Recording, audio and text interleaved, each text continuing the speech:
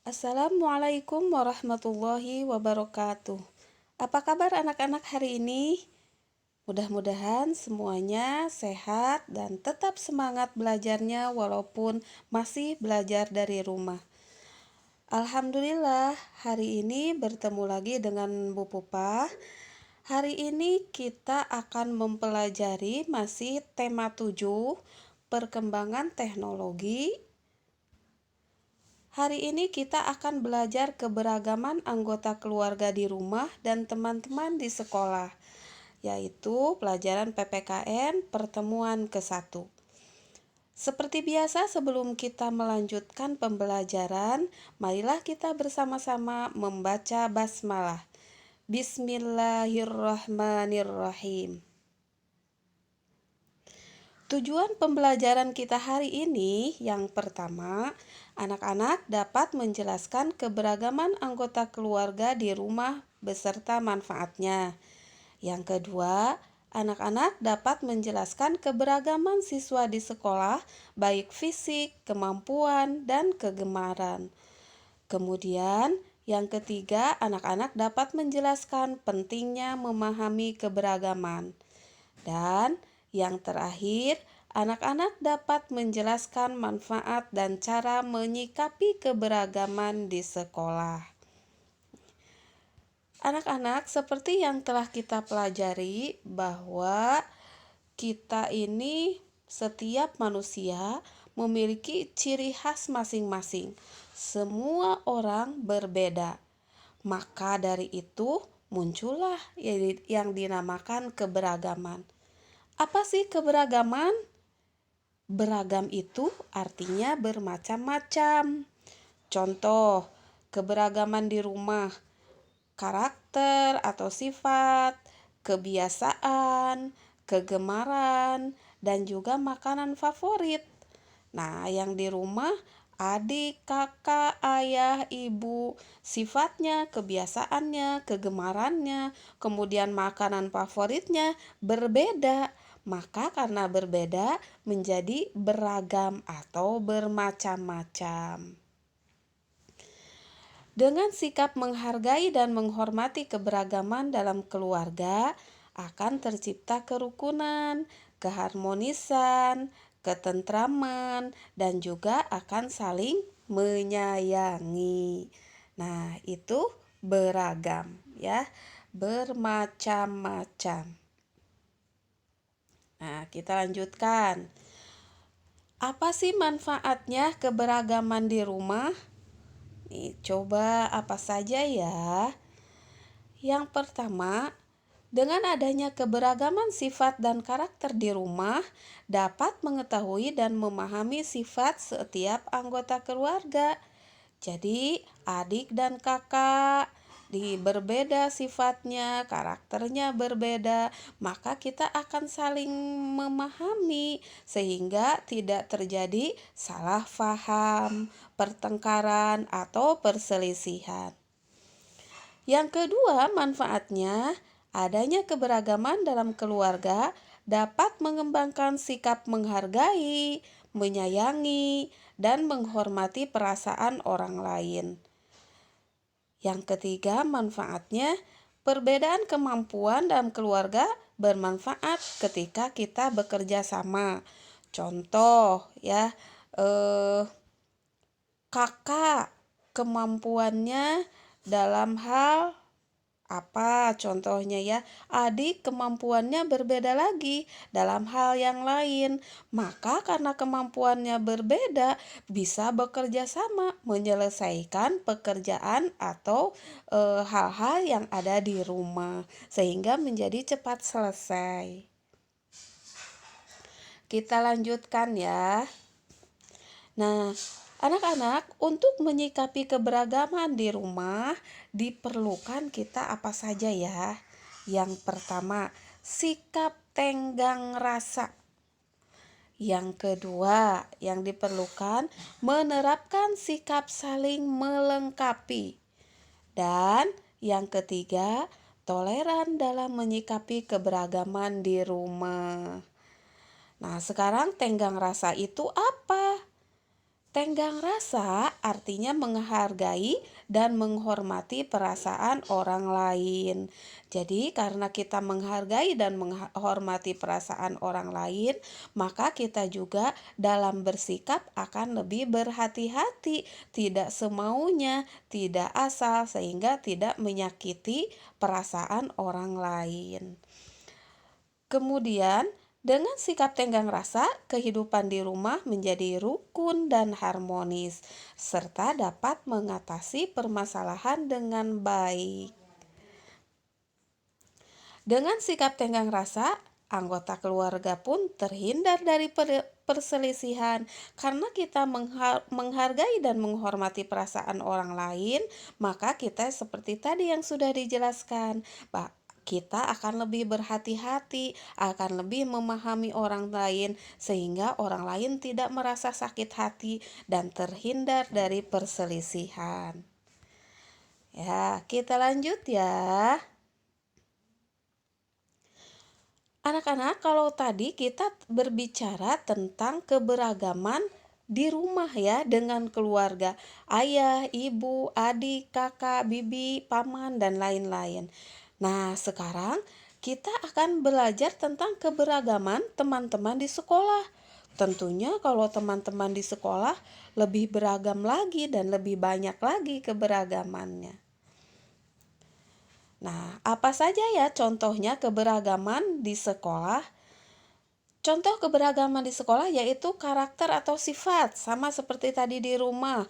Anak-anak dengan teman yang lain karena berbeda, maka sifat dan karakternya juga berbeda.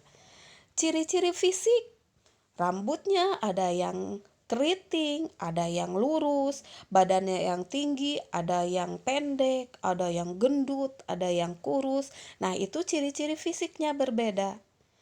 Kemudian, kemampuan atau keterampilan. Ada yang pandai, mampu lebih di pelajaran matematika, ada yang pandai atau mampu lebih di pelajaran bahasa, ada yang mampunya di pelajaran seni, di pelajaran olahraga, dan lain sebagainya. Itu berbeda ya, kemampuannya berbeda. Kemudian kebiasaan, sama kebiasaannya juga ya, berbeda. Dan kegemarannya itu atau hobinya teman-teman dengan teman yang lain pasti berbeda. Hobinya contohnya ada yang hobinya membaca, ada yang hobinya menulis, ada yang hobinya menggambar, ada yang hobinya menari.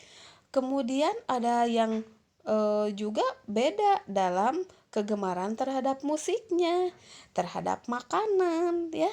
Terhadap makanan juga teman-teman pasti sekelas itu berbeda. Kemudian juga dalam olahraga, kegemarannya ada yang sukanya bulu tangkis, ada sepak bola, ada yang main sepeda, dan lain sebagainya. Kemudian dalam hal permainan juga teman-teman pasti berbeda dengan teman yang lain ya, kegemarannya.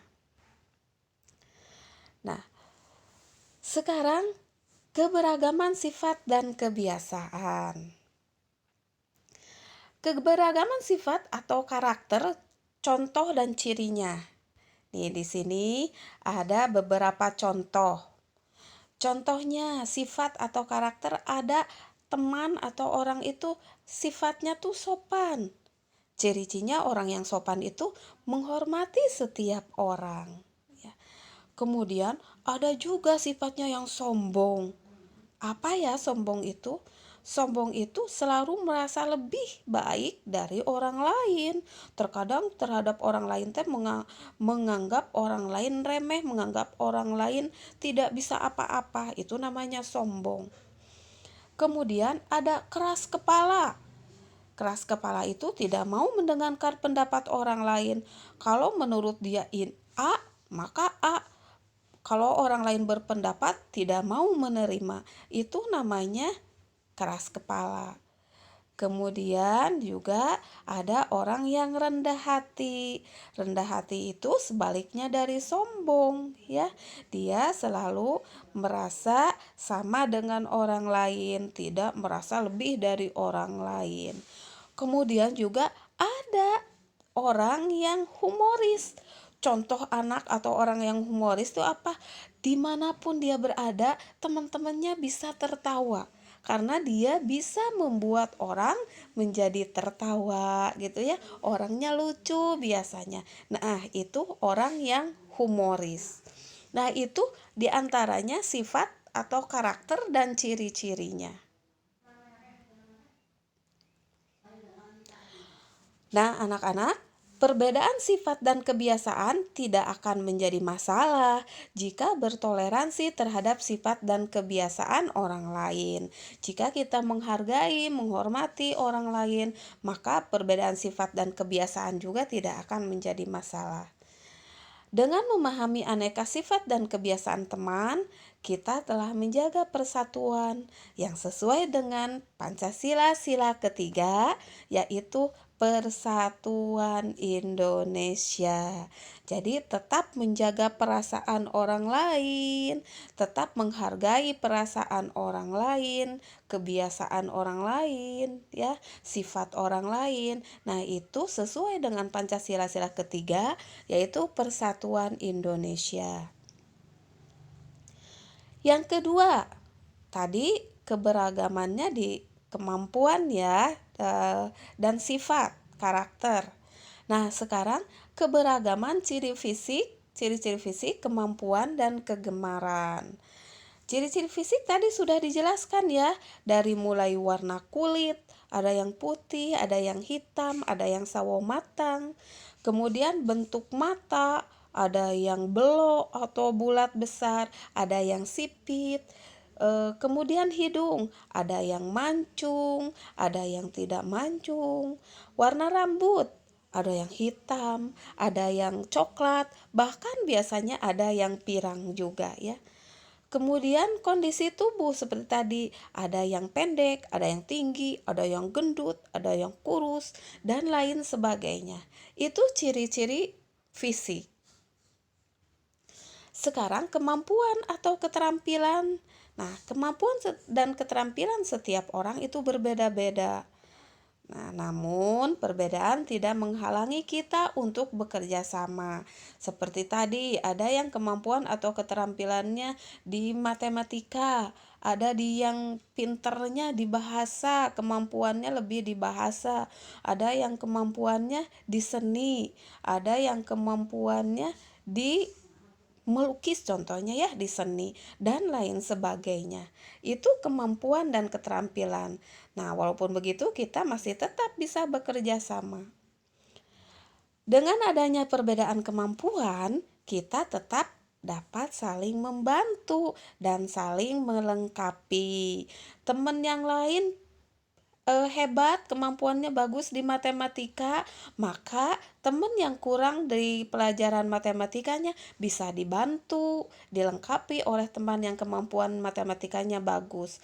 Sebaliknya, ada teman yang kemampuan di bahasanya bagus, dia bisa membantu teman yang kemampuan di bahasanya kurang bagus, dan lain sebagainya. Setiap orang memiliki kegemaran yang berbeda-beda. Misalnya, hobi, ya, kegemaran tadi, musik, makanan, olahraga, dan juga permainan. Nah, kita lanjutkan ya. Sekarang yang ketiga, pentingnya memahami keberagaman. Tadi kita ada keberagaman fisik, kemampuan, kegemaran, keberagaman sifat. Nah, sekarang apa sih pentingnya memahami keberagaman? Dengan memahami keberagaman teman, sifat tenggang rasa kita akan terasah. Ya, karena memahami keberagaman, maka kita akan menghormati, memahami orang lain. Itu disebut tenggang rasa.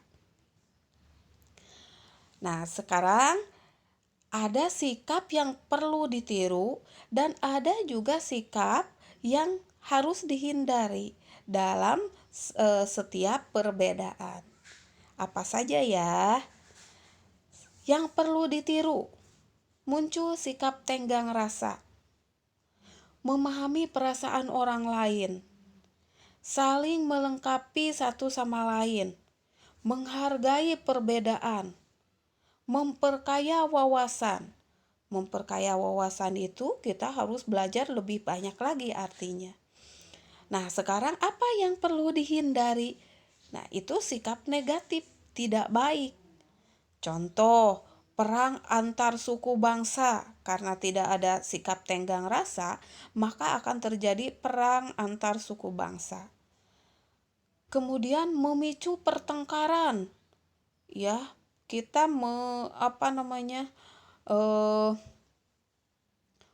memancing orang lain agar bertengkar. Nah, itu memicu pertengkaran, itu harus dihindari. Memaksakan kehendak.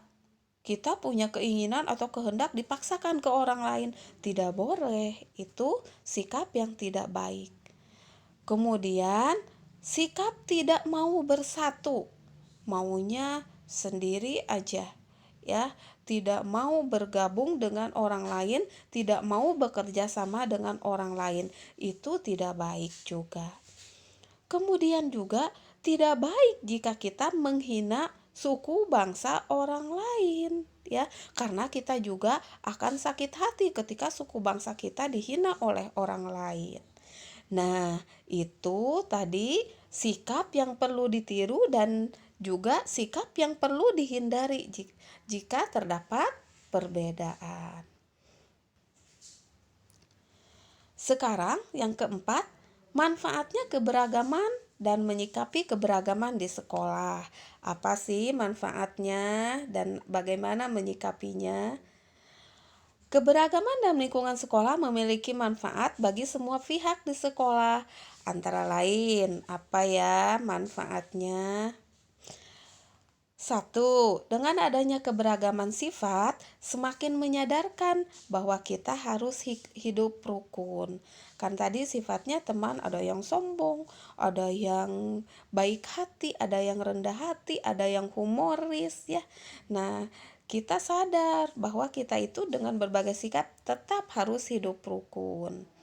Selanjutnya, dengan perbedaan kemampuan dan keterampilan dapat bermanfaat ketika kita bekerja sama. Tadi itu ya, ketika kita bekerja sama, karena kemampuannya berbeda-beda, maka kita bisa saling melengkapi sehingga ketika bekerja sama akan lebih hebat hasilnya.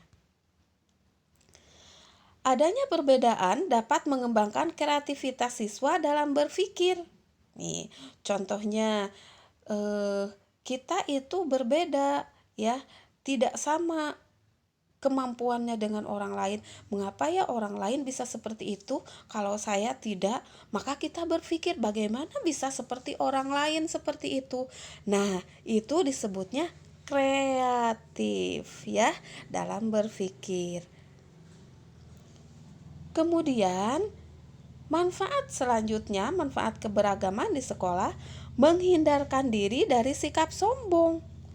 Nah, jadi karena kita berbeda, beragam, kemampuannya juga berbeda, maka kita akan sadar, oh iya, kalau saya itu bisa di bidang ini, tapi saya kurang mampu di bidang yang lain. Sementara orang lain sebaliknya, dia pintar di bidang matematika contohnya ya, maka kita akan bisa saling memberi, saling membantu, sehingga tidak akan terjadi sombong. Yang kelima, keberagaman di sekolah dapat menjadi sumber belajar berkomunikasi dan bekerja sama dengan baik.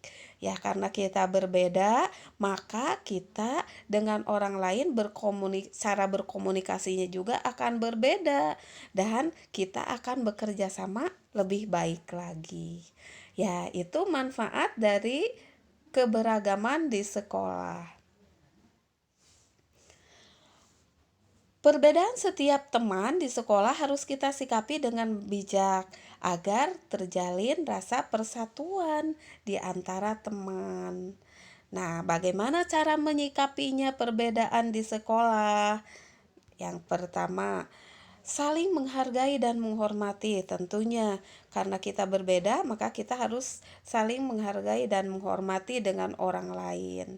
Kemudian, harus saling membantu dan saling menyayangi.